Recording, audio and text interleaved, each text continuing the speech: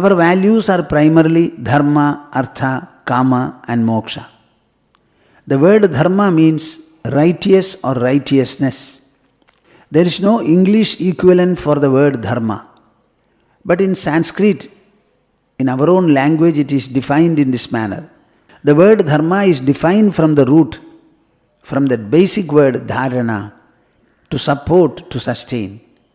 Righteousness is that, or dharma is that, which has got the power to sustain humanity, individually, as a family, as a society, as a nation, as a global population. It has got the power to sustain the society. Naturally, the dharma should relate to what?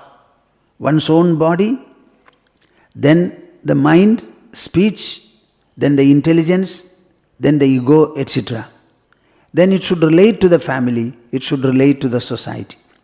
The dharma should also extend to incorporate Mother Earth, preserving it properly, then the air, the water, so much of vegetation that we have upon the earth, then the wealth of the sea, the treasure of the sea, everything should be preserved properly so that as a bequest it can be given to the others.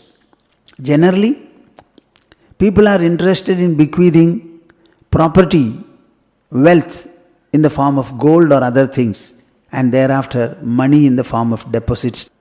That is only an individual familial bequest that you can make.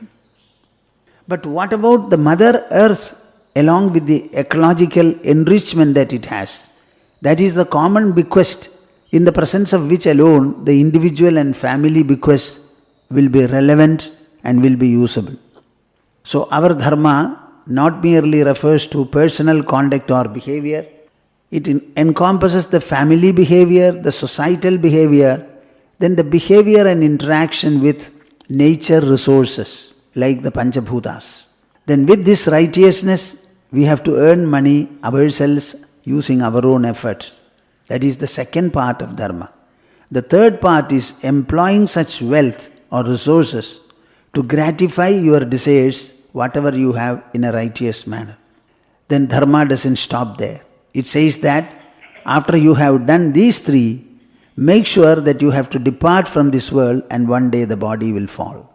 So before the fall of the body, you get ready and realize that state of freedom, utter freedom of the mind, where you understand with relaxation, with enlightenment, that nothing belongs to me, everything belongs to Mother Nature if at all, and I only live here making use of them for a short while.